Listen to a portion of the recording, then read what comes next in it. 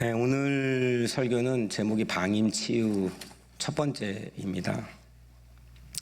우리가 그동안 작년 11월 달부터 부모의 부정적인 양육 태도의 5가지를 하나씩 우리가 살펴볼 기회를 얻고 있죠. 혹시 기억하시나요? 첫 번째가 완벽주의, 두 번째가 강압. 네, 다 까먹었죠? 한 달 동안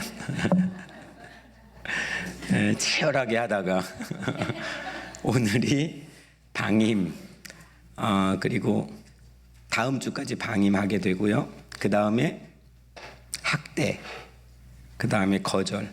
이 5가지 범주가 그냥 만들어진 게 아니라 대략적으로 거의 대부분의 심리학에서 사용하고 있는 중요한 내면 치유의 범주들입니다.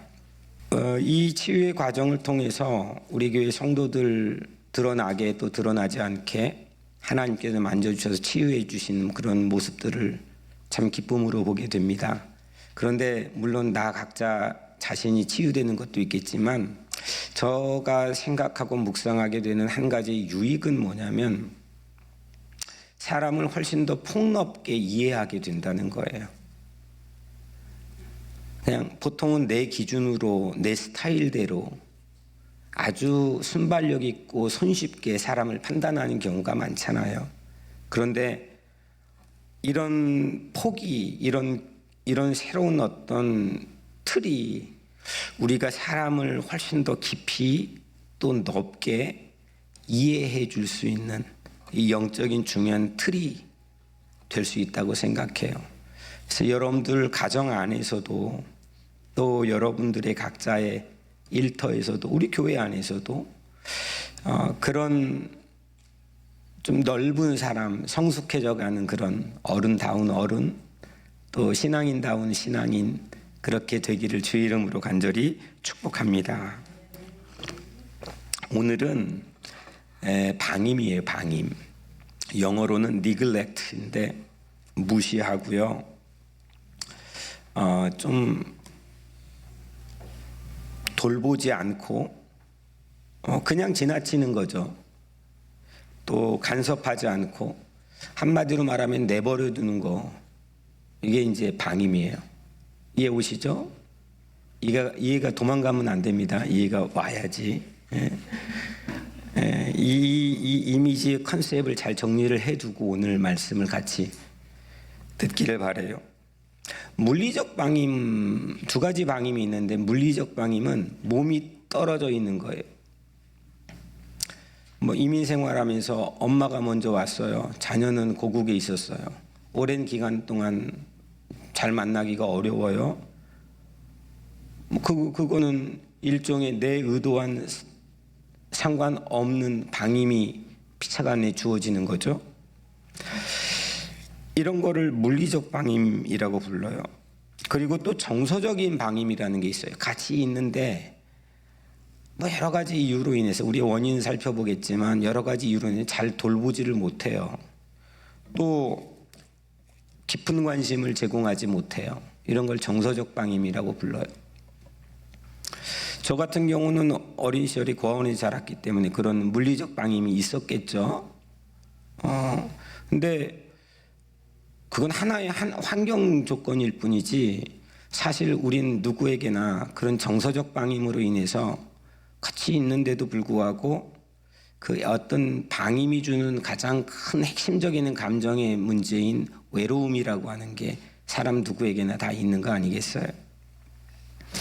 방임의 종류를 우리 지난 수요일 목요일 날 그 강의를 통해서 들었던 방임의 종류를 못 들었던 분도 이거 들으면 돼요. 방임의 종류를 우리가 한번 살펴보면 먼저 첫 번째로는 음식의 방임이 있대요. 음식의 방임은 자녀에게 영양 있는 음식을 제대로 먹이지 못하는 거예요. 저도 처음 알았어요. 저에 대해서 이걸 하면서. 저는 식당을 고르는 게 남들은 잘 이해를 목사님 만나는 것도 많고 식당 너무 많이 할 텐데 전 그게 가장 어려워요. 그리고 메뉴를 고르는 것도 너무 어려워요. 저는 그냥 하나만 딱 주고 저는 음식은 못 먹는 건 없는데 다 먹어요. 근데 그냥 하나 딱 그렇게 먹고 사람에게 집중하는 걸 중요하게 생각하는 것 같아요. 그러니까 그런 음식의 방임으로부터 오는 어떤 그 하나의 잔재일 수도 있겠다 싶어요. 또 욕구의 방임도 있어요. 자녀가 하고 싶은 거 있잖아요. 또 갖고 싶은 것도 있고. 근데 그걸 사주지 못하고 방치하는 것도 하나의 욕구의 방임인 거죠. 저 어릴 때 저는 뭘 이렇게 옷을 신발을 갖고 싶은 게 단 한 번도 없었어요. 뭐 브랜드도 모르고. 근데 딱 한 번 중학교 2학년 때 그 전주의 한 윈도우의 앞에 학교 끝나고 가면서 이 스코티시 빨간색 하얀색이 된 체크 무늬의 잠바인데 그걸 거의 한 시즌이 다 가기까지 한 4, 5개월을 그 앞에 매일 섰던 것 같아요. 야, 너무 갖고 싶다. 딱 한 번 그랬던 것 같아요. 욕구가 있었던 건데 거기로부터 니글렉트 된 거죠. 뭐 그건 다양하게 우리에게 있지 않겠어요? 세 번째로 보호의 방임이라는 게 있어요. 어린 자녀인데 어쩔 수 없이 혼자 있게 하는 경우가 있잖아요.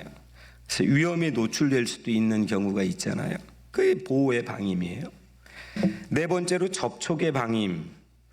부모가 자녀를 안아주거나 쓰다듬어 주거나 아이 컨택을 하거나 그게 잘 안 되는 경우죠. 특히 우리 이민 1세들의 경우는 그냥 와서 일 나가면 막 밤늦게 들어오고 언제 뭐 접촉을 할 기회가 언제 있었겠어요.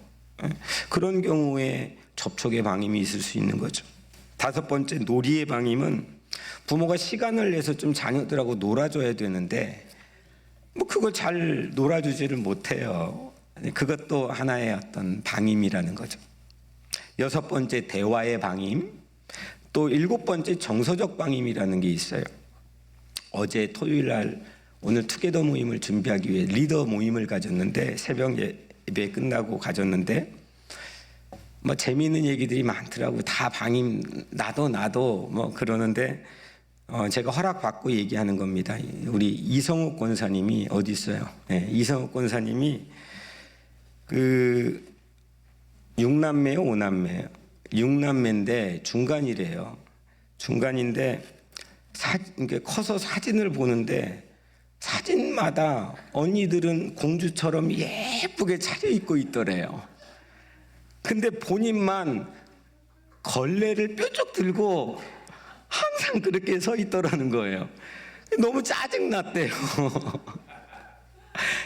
일종의 자기가 느끼는 어린 시절의 방임에 대한 경험이겠죠. 이렇게 방임의 종류는 상당히 많아요. 근데 방임의 원인을 우리가 한번 생각해 보면 가장 흔한 게 첫째가 부부 맞벌이예요. 그러니까 과거 농경 시대나 이 썬데이 스쿨 주일학교라는 게 영국에 시작해서 미국으로 20세기 초반에 처음 건너온 건데 산업혁명이 일어나는데 부부가 다 나가요. 아이를 돌볼 사람이 없어요. 그래서 교회가 나섰어요. 그게 썬데이 스쿨이에요. 그게 산업혁명에서 만들어낸 하나의 기독교 문화인데 그 전에는 그냥 엄마 아빠 손잡고 아침에 예배 주일날 드리고 집에 또 오고 또 저녁에 가서 예배 드리고 또 오고 이게 주일 예배였어요. 근데 처음으로 봐줄 사람이 없기 때문에 우리 교회는 1916년도에 만들어졌는데 폴란드 이주민들이 이 지역에 와 살았거든요. 다 부부가 맞벌이 갔어요. 봐줄 사람이 없어요. 그래서 14명, 5명 어떤 젊은 여자가 모아가지고 주일날 여기서 같이 예배를 드린 게 놀았대요. 그게 교회의 이 교회의 시작이에요. 부부의 맞벌이라고 하는 건 아이들이 방임되는 아주 중요한 이 동서고금을 막론하고 중요한 이유가 되는 거죠. 특히 우리 이민사회에서는 더할 나위 없는 거죠. 부부가 이렇게 같이 맞벌이를 나가면 집에 오면 어때요? 피곤하잖아요. 그렇잖아요. 그리고 바쁘고 분주하면 아이를 봐야 되는데 잘 관심이 없어서라기보다는 여유가 틈이 없어요. 그러다 보면 여유가 있어도 안 되는 거예요. 어떻게 할지를 모르는 거죠. 그것도 하나의 방임의 주요 원인이 될 수 있는 거죠. 그 다음에 세 번째로는 부모가 아파요. 병으로 장기간 누워있거나 입원해 있는 경우죠. 제가 이거 허락을 못 받아서 미처 말을 못했는데 어제 가병모임에서 엄마가 17년 동안 어린 시절에 아파 누워 계셨대요. 근데 거기 동생까지 또 태어났어요. 얼마나 힘들어요. 나도 아이인데. 근데 그것도 하나의 우리가 경험할 수 있는 그런 자녀들의 방임의 상태이겠죠. 원인이겠죠. 네 번째는 부모의 중독. 그 중독으로 인해서 자녀가 깊은 관심을 받지 못하는 걸로부터 박탈당할 수 있는 거죠. 이게 가장 흥미롭고 많은 건데 동생의 출산. 이게 자녀가 방임되는 주요 원인 중에 하나예요. 아이가 많거나 동생이 출산되면 이 관심을 갖기가 어렵잖아요. 저희 집에 이제 아들이 4명이잖아요. 영국에서 공부 안 하고 계속 애만 낳는 건데, 둘째 해담이가 이제 태어났는데, 해담이가 1살 이제 막 넘었을 1살 때였어요. 근데 자기도 애기인데 쌍둥이가 태어났어요. 아니, 동생이 2명이 생긴 거예요. 제 기억으로는 이 해담이는 기저귀를 채워놓으면 늘 무릎까지 내려와 있었어요. 너무 많이 싸가지고 무거워서 이게 그냥 누가 손이 못 가는 거예요. 이게 내려와 있는 거예요. 기저귀도 혼자 뗐어요. 하루는 혼자 아주 생생히 기억해요. 갑자기 기저귀를 혼자 쑥 벗더니 쑥 하고 던져요. 그때부터 실수하지 않더라고요. 침대에 쌍둥이를 눕혀놓으면 이제 우유병을 꽂아놓죠. 그래서 우유를 먹게 꽂아놓으면 해담이는 아무도 없는, 이게 눈치를 보고 아무도 없는 틈을 타가지고 어느새 중간으로 들어가요. 그래가지고 한 명씩 옆에 국이 거 우유병을 뺏어가지고 자기 입에 넣어요. 쭉쭉 빨고 다 먹은 다음에 다시 꼽아놔요. 그리고 또 이쪽 거를 갖다가 쭉쭉 빨고 다시 꼽아놔요. 사진도 찍어놨어요. 일종의 지금 오늘 이 말씀으로 생각하면 해담이는 음식의 방임에 걸린 거죠. 이렇게 동생들이 출산되면 이렇게 자기가 받아야 될 관심과 이런 게 못 받게 되니까 아무리 골고루 준다고 그래도 일종의 방임이 있겠죠. 5번째로는 심각한 거지만은 부부가 갈등이 있거나 부부 싸움을 하면 어떻게 돼요? 부부 싸움 하는데 싸움하다 말고 아이고 우리 새끼 그래요? 뭐 난리가 나는데 이 아이는 방치되는 거잖아요. 6번째, 부모의 이혼. 오늘날 아주 중요한 사회적 그 이슈이기도 하지만 부모의 이혼. 저 어릴 때는 한 50%는 생자 고아들이었어요. 그러니까 태어날 때부터 그냥 어떻게 고아예요? 부모가 죽었거나 안 계시는 거예요, 양쪽 다. 그런데 지금은 거의 100%에 가깝다 그래요. 90 몇 프로가 부모의 이혼, 부모의 어떤 갈등으로 인해서 고아원생들이 대부분이 한국 사회, 아마 여기도 마찬가지일 거예요.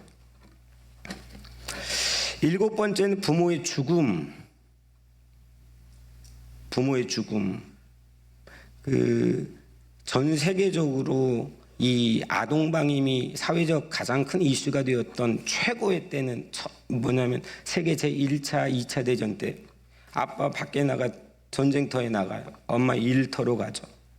우리나라도 우리 교회 어르신들도 있지만 우리 양희철 목사님도 그런 거죠. 한국 전쟁에서 돌아가시면 그냥 부모 없이 크는 거죠. 예. 한국의 거의 97%, 8%가 고아원들은 전부 다 한국 전쟁 때 생겼거든요. 그러니까 이 아동 방임의 가장 큰 이유 중에 하나는 부모의 죽음이라고 하는. 그래서 강사님이 그랬죠. 부모는 자녀가 일정 정도 성장할 때까지는 아프지도 말고 죽지도 말자. 나는 그거 내 마음대로 되는 건가? 좀 희한하게 처음 들었는데 가만히 듣고나 생각해 보니까 상당히 중요한 일리 있는 말이에요. 그런 마음을 갖고 살아가는 것, 그만큼 부모의 어떤 자녀를 향한 고취된 책임의식 아니겠습니까? 5살 때까지는 부모가 절대적으로 필요한 시기고 최대치로 20세까지라고 하지 않았나요? 그러니까 부모들이여 아프지도 말고 죽지도 마십시오. 이렇게 우리는 방임의 종류들과 원인들을 우리가 한번 살펴봤어요.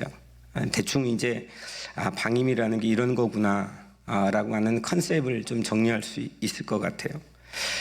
이렇게 보면은 그 방임을 경험하지 않은 사람이 아마 거의 없지 않을까 싶어요. 다 방임을 각기 다른 종류와 원인으로 경험했겠죠. 또 모두 다 방임을 받았을 뿐만 아니라 나도 아무리 잘한다 그래도 내가 모르는 사각지대에서 내 자녀에게 방임을 주지도 않았겠습니까? 근데 이런 시도는, 이와 같은 시도는 어떤 의미가 있느냐면 그런 방임으로 오늘날 나조차도 잘 몰랐던, 이해가 안 됐던 내 행동과 마음을 더 깊이 이해할 수 있는 기회를 얻는 것 같아요. 그걸 그래서 제가 첫 번째 설교 때 경험 얘기했잖아요. 그 해야 그 다음에 치유가 진행이 되는 거거든요. 그래서 아무쪼록 여러분들은 모두에게 그런 치유의 기회가 활짝 열려서 새로운 판이 여러분들의 삶에 열려졌으면 좋겠어요. 아멘. 오늘 이제 방임의 첫 번째 치유 모델은 다윗이에요. 이 모델 찾는 게 참 힘들더라고요. 이스라엘 첫 번째 왕이 이름이 누구죠? 사울 왕이죠. 사울 왕이 불행하게도 하나님에게 직접적으로 폐위 선언을 들어요. 그 사무엘이 전달하죠. 대선지자였던 사무엘이 사울 왕에게 4차례에 걸쳐서 반복적으로 너 폐위야 꽝꽝꽝꽝꽝 하고 전해요. 그 중에 하나만 제가 인용해 보면 오늘 바로 그 전장 사무엘상 15장 28절에 이렇게 말씀하세요. 여호와께서 오늘 이스라엘 나라를 왕에게서 떼어 왕보다 나은 왕의 이웃에게 주셨나이다. 그러니까 사울 왕 이젠 넌 끝이야. 너의 나라를 떼어서 너보다 나은 이웃에게 줄 거야. 이거를 하나님께서 사무엘을 통해 직접적으로 사울 왕에게 듣게 하죠. 이 구절에서 아주 놓치면 안 되는 중요한 단서가 있는데 왕보다 나은 왕의 이웃이에요. 영어 NIV 성경은 better than you. 여러분들 생각해 보세요. 나는 안 된다 그랬는데 나보다 더 나은 사람이 있다는 거예요. 그러면 어떨 것 같아요? 눈이 뒤집혀지죠. 그래서 이걸 듣고 난 다음부터 사울은 정신이 횟가닥 가요. 진짜 미쳐요. 누구든지 나보다 더 나은 사람이 보이면, 그래서 아마 나중에도 그렇게 자기보다 골리앗 싸움으로 승리해가지고 나았다고 하는 다윗을 그 미련해 보이지만 그 집착을 하면 계속 추적하고 쫓아다닌 거 아닙니까? 근데 이 폐위 선언을 들은 바로 직후에 오늘 말씀인데, 하나님께서 그러면 사울 왕을 대신해 새로운 왕을 세워야 되지 않겠어요? 새로운 왕을 세우는데 그 선지자 사무엘에게 야 베들레헴 이새의 집으로 한번 가봐. 내가 거기에 준비해둔 새로운 왕이 있어. 라고 이제 가요. 그래서 이새가 자기 아들들을 차례차례 보여주잖아요. 먼저 장남 보여줘요. 장남 이름이 엘리압이었어요. 보여줬는데 사무엘조차도 홀딱 반한 거예요. 와, 이 사람이네. 그렇게 말해요. 그때 하나님이 아니야. 어떤 말씀을 하면서 거절하냐면 사람은 얼굴을 보지만 하나님 나는 중심을 봐. 사람은 외모를 보지만 하나님은 중심을 보느니라 하면서 엘리압 아니야. 그러면 그 말은 즉슨 엘리압이 잘생겼어요? 못생겼어요? 기가 차게 잘생겼다는 거죠. 두 번째 아들인 아비나답 보여줬어요. 역시 아니라는 거예요. 세 번째 아들 삼마도 보여줬고 네 번째, 다섯 번째, 일곱 번째까지 이 아버지 이새가 다 보여줬어요. 근데 하나도 아니라는 거예요. 왕감이 없다는 거죠. 사무엘이 이새에게 물어봐요. 아들이 더 없습니까? 그때 아버지가 결정적인 답을 하죠. 결정적인 답을 하는데 오늘 본문 16절에 이새가 이르되 아직 막내가 남았는데 그는 양을 지키나이다. 이 막내가 누구예요? 다윗이죠. 그러면 이 말씀을 우리가 생각해 보면 다윗은 아버지에게 기억되는 존재예요? 잊혀진 존재예요? 잊혀진 존재예요. 기분이 좋아요? 나빠요? 기분 나쁘죠. 대선지자 당대 이스라엘 판에서는 누구나 다 아는 사무엘이 자기 집에 왔는데 거기에도 끼지 못했어요. 아버지는 아예 한 명씩 보여주면서 기억조차 못했던 거죠. 그리고 말을 하는데 막내가 있다는 거, 이름도 거명되지 않아요. 바깥에서 일하고 있었어요. 양 지키고 있었어요. 다윗이 여러분이라면 그게 나중에 이 이야기를 들었다면 여러분들 마음은 어떨까요? 그래도 우리 성도들 수준은 근사하니까 괜찮겠죠? 대답이 없는 걸 보니까 별로 안 괜찮겠죠? 이 다윗의 방임이잖아. 이것도 아주 완벽한 명백한 팩트잖아. 이건. 근데 이 다윗의 방임 한 가지는 우리도 주목하지 않았어요. 이 말씀을. 오늘 이 이야기를 숱하게 아마 여러분들도 들었고 읽었을 테지만 거의 대다수가 다윗이 장차 왕위에 오를 장엄한 소리 없는 서곡으로 우리는 기억하고 이해했을 뿐이지, 이게 다윗이 방임되었다는 순간이었다는 것은 우리에게도 그 사실조차 방임된 거예요. 그러니까 이거 완전히 다윗은 방임된 인생이에요. 근데 아이러니하게도요, 다윗의 이런 방임이 오늘 이 말씀 바로 직후에 이 엄청난 베네핏으로 작동하게 하는 것을 다윗조차도 몰랐을 거예요.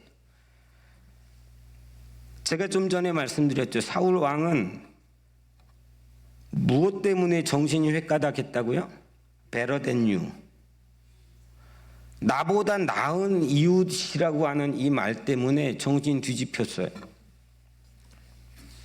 그런데 모두 경계하는 거죠. 누구를 믿을 수 있겠어요?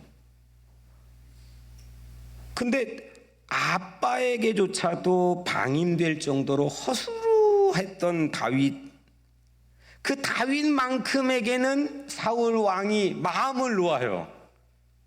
오늘 말씀 직후에 다윗 바로 곁에 수금 하프를 연주하는 사람으로 다윗을 스카우트해요. 그리고 바로 그 말씀 안에서 직후죠. 심지어는 사울 왕의 무기를 들고 있는 자로 임명이 돼요. 그냥 완전한 무장해제 되는 거죠. 자연스럽게 하나님의 이끄심이라는 게 참 놀라운 게, 분명히 방임되는 부정적인 팩트가 벌어졌는데 그 이유 때문에 그는 왕실에 들어가서 장차 왕이 될 훈련을 직접적으로 경험하게 되는 거 아닙니까? 하나님의 이끄심이라는 게 참 놀라운 거죠. 만약에 꽃미남 엘리압이었다면 사울 왕이 과연 그랬을까요? 아니, 나랑 비슷하던지 나보다 더 잘난 사람을 보면 꼴을 못 봤을 텐데. 어림도 없는 일이죠. 다시 말하면 다윗은 그 방임 덕에 기회를 얻게 된 거예요. 다윗이 가정 안에서, 우리가 그동안 이 스토리를 통해서 주목 별로 안 해봤지만 명백한 사실은 다윗은 가정 안에서 덜 주목받았던 게 사실이지만 다윗은 그 방임을 상처로만 받지 않았어요. 두 가지 인생의 종류가 있어요. 내가 방임되었다, 난 그럼 방임됐다는 팩트를 갖고 사는 거예요. 근데 또 하나는 방임이 된 팩트는 그대로 있지만 그거를 방임 자체로만 내가 가지고 품고 살지는 않아요. 이 결은 하늘과 땅 차이로 벌어져요. 도리어 다윗은 사람에겐 주목받진 않았지만 하나님에게 주목받는 은혜를 가지고 살아가잖아요. 골리앗 전투에 가서도 내가 나갈게요, 내가 나갈게요. 형들이 어땠어요? 야이, 웃기지 마. 이 방임하잖아요. 무시하잖아요. 너까지 게 어딜 가나 그랬어요. 근데 그 방임이라고 하는 경험 자체가 그가 새롭게 판을 바꾸어 살아가는 중요한 동력이 됐다는 거예요.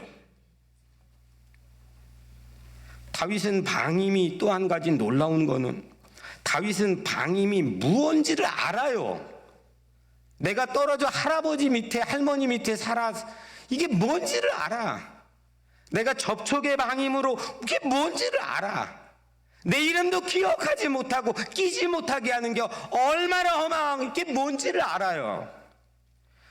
내 아빠가 돌아가시고 엄마가 돌아가셔서 그냥 그렇게 고립되어 있는 게 뭔지를 알아요.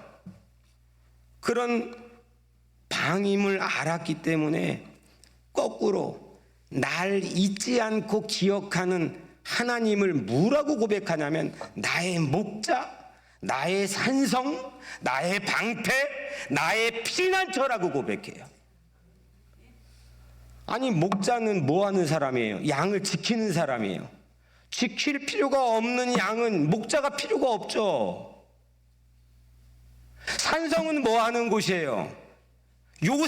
요새는 지켜지는 곳이에요. 지킬 필요가 없는 평야에선 산성이 필요가 없어요.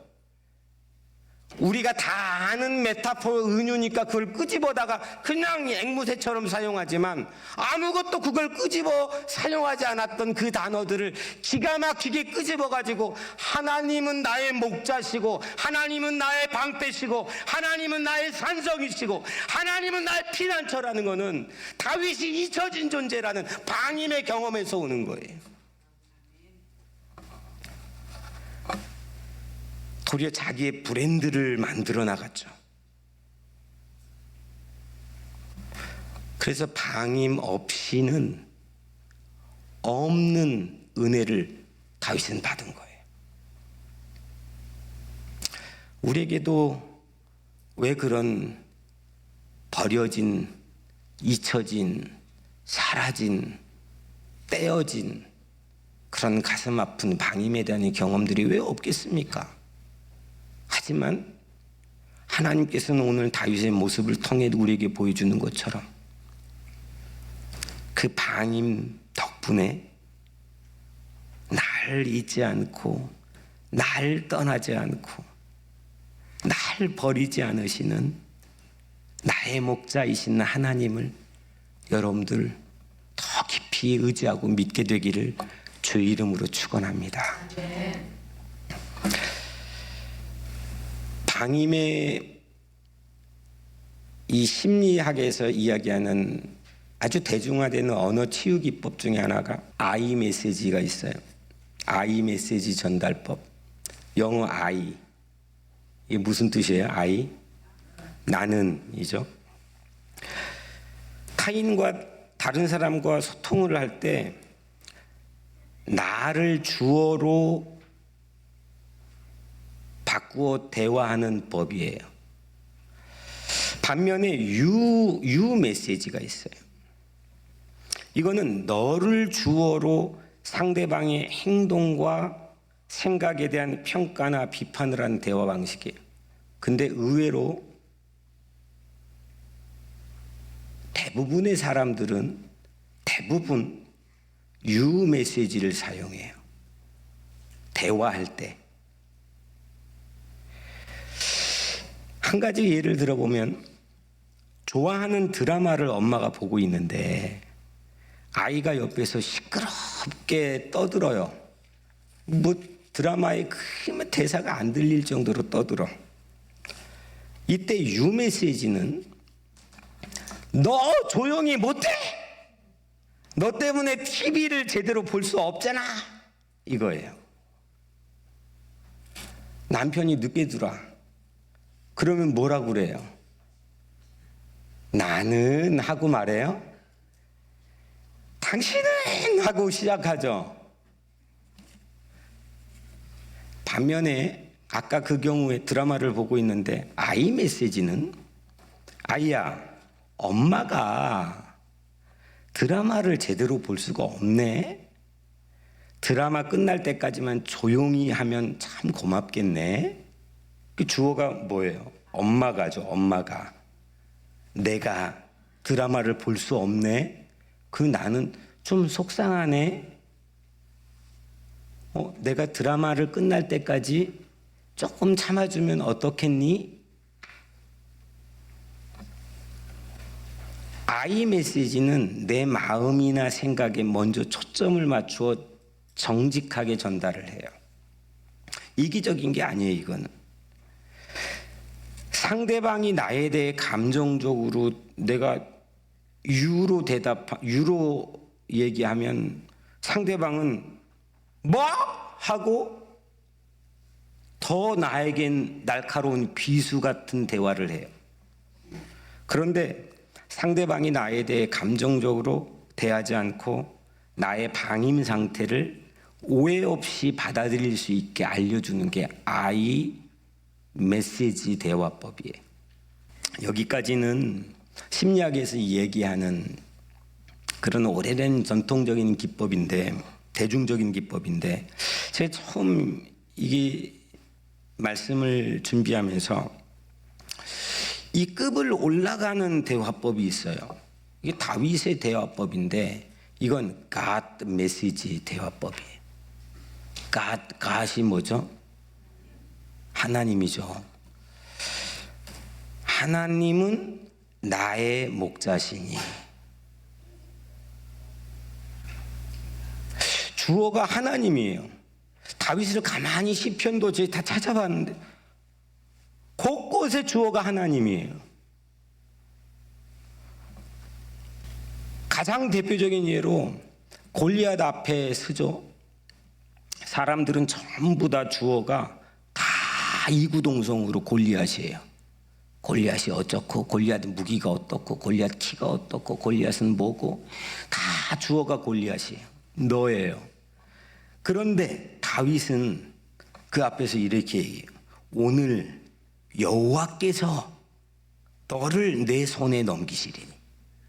주어가 여호와께서죠. 또 여호와의 구원하심이 칼과 창에 있지 아니함을 너에게 알게 함이라. 여호와의 구원하심이가 주어죠. 그 스토리의 장면을 쭉 보니까 제가 한번 그건 얘기했죠. 이 다윗은 골리앗을 2번 얘기해요. 근데 하나님을 주어로 8번 얘기해요. 그러면은 9번 얘기해요. 그러면 4.5대 1이잖아요. 아니 우리에게도 세상이 주어가 될 때가 있죠. 문제가 생기고 돈이 주어가 될 때가 있죠. 이 왼수 같은 돈, 아유 정말 힘든 내 직장, 그 주어가 될 때가 있죠. 한 번 있다면 그 비율에 맞춰 다윗처럼 4.5배만 하나님을 주어로 삼으면 우리도 골리앗 다 때려잡을 수 있다는 거예요.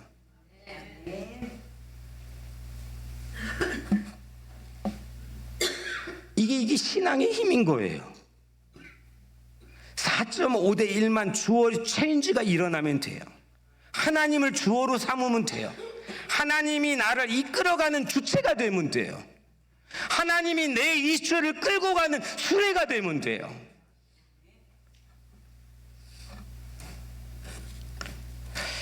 다윗은 사울 왕에게 미움을 받아 수년 동안 도망자로 살았지만 다윗의 이 어린 시절 방임 경험 덕분에 그 사울이 집요하게 끈덕지게 추적하는데도 거칠어지지 않아요. 그리고 하나님을 나의 목자로 더 의지하게 되죠. 나를 내세우지 않아요. 늘 작은 아이예요. 늘 막내예요. 우리에게도 나의 각자의 방임 상처를 하나님은 선으로 바꾸어 주실 줄로 믿습니다. 그래서 아예 방임 은혜를 받기를 주 이름으로 축원합니다. 전 자녀를 키우면서 마지막 돼지인데 한 가지 혼동이 될 때가 있어요. 어릴 때는 잘 몰랐는데 이게 크면 더 혼동이 되더라고요. 이게 고등학생이 되고 대학생이 되고 하니까 더 헷갈려요. 뭐냐면 방임과 개입 사이에서 혼동을 일으켜요. 아니 어릴 때는 그냥 개입하면 되잖아요. 간섭하면 돼요. 근데 이게 중학교를 들어가면 그거는 참 뭐 어디 장단을 맞춰야 될지 몰라요. 지금은 여러분들이 만약에 초등학생 자녀를 두고 있다면 그건 좋을 때예요. 또 좀 이제 지나봐요. 이게 봐봐요. 풀어주면 그럼 오늘 말씀처럼 방임이라 그래. 그리고 또 도와주면 간섭이라 그래. 뭐 어떻게 하라고. 부모 노릇이 쉽지 않아요. 이게 장가간 자녀들 더 그러죠. 그죠? 우리 권사님들 눈치 봐야 되고 어른이 상전이 상전. 그런데 여러분들 이 방임과 개입 사이에서 제가 혼동을 일으켰던 이 지점에서 방임이라고 하는 게 첫 번째는 바꿔준 선으로 바꿔준 은혜에 대해 살펴봤는데 방임이 최악인 경우가 있어요. 방임을 받아버리면 이건 끝장나버리는 한 가지가 있어요. 그걸 바울이 얘기해요. 특히 바울의 최고 걸작이라는 로마서의 첫 장에 3번이나 반복해 얘기하는데요. 로마서 1장 24절에는 이런 말씀이 있어요. 하나님께서 그들의 마음의 정욕대로 더러움에 내버려 두사. 하나님이 어떻게 한다고요? 그냥 더러운데 내버려 둔다는 거예요. 하나님의 방임, 하나님의 유기, 하나님의 방치. 로마서 1장 26절 하나님께서 그들을 부끄러운 욕심에 내버려 두셨으니. 아니 조금 혼내서라도 이 녀석 하고 개입해가지고 그냥 고쳐주고 좀 벌을 주면서 그냥 또 때론 달래고 울르면서 한 게 아니라 내버려 두는 거예요. 하나님의 방임. 로마서 1장 28절 하나님께서 그들을 그 상실한 마음대로 내버려 두사. 하나님이 내버려 두면 괜찮은 인생이에요? 갈 때까지 간 인생이에요? 끝나는 거죠. 가장 무서운 거죠. 하나님이 인간을 내버려 둔 하나님의 방임, 하나님의 방치, 하나님의 유기. 이건 최악의 징벌, 최악의 심판인 거죠. 고치시려고 징벌하는 것보다도 훨씬 더 두려운 거죠. 사도행전 14장 16절에 보니까 아예 대놓고 방임이 나오는데, 하나님이 지나간 세대에는 모든 족속으로 자기의 길들을 가게 방임하셨으니, 지나간 세대, 하나님 모르는 세대, 하나님 떠난 세대, 하나님이 그냥 그 길 가도록 방임했다. 네가 잘 되건 못 되건 방임했다는 거예요. 무서운 거죠. 우리는 세상 사람들에게는 방임받을지는 모르지만, 그럴 수도 있겠지만 하나님에게는 방임받지 않기를 축원해요. 다윗은 가족에게, 아빠에게 방임되었을지언정 하나님에겐 방임되지 않은 걸 용납하지 않았어요. 이게 다윗이에요. 하나님은 우리하고 함께 해주신다고 했어요. 아멘? 하나님은 함께 해주세요. 그래서 하나님이 함께 해주신다는 임마누엘 예수를 믿는 것이 하나님의 방임이라고 하는 심판에서 우리가 구원받는 유일한 길이지 않습니까? 임마누엘 예수를 믿는 게. 요한복음 14장 19절 예수님이 이렇게 말씀해, 내가 너희를 고아와 같이 버려두지 아니하고 내가 너 버리지 않을 거야. 너 원래는 방임이야. 너의 타락으로 인해 너는 완전 방치야. 끝이야. 그럴 수밖에 없어. 인데 예수의 삶의 의미라는 거는 내가 그래도 너를 고아처럼 버려두지 않을 거야.